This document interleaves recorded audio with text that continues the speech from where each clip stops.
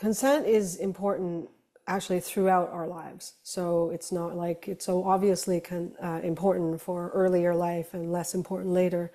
That's partly because consent is a social concept. It's not so much just a sexual concept. So as long as we're social beings, consent is important.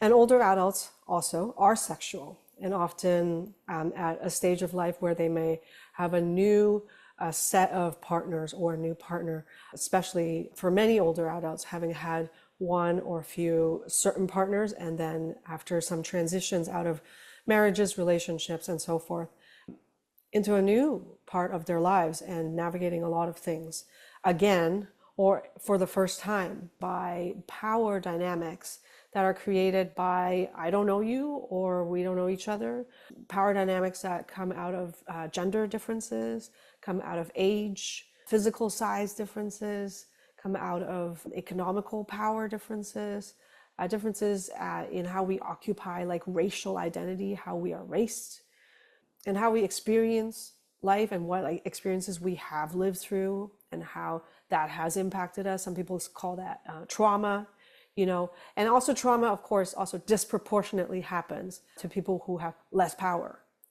So all that kind of theoretical stuff is just to say, consent is the belief that you get to say what you consent to, and nobody gets to guess it about you or think that, well, somebody like you probably likes that or would be okay with the other thing. And very specifically to define it separate from pleasure. So just because something is pleasurable doesn't mean I consent to it. To consent to it, I have to say, yeah, I want that. Desire. So just because I desire something doesn't also say that I consent to it in this moment with you in this way.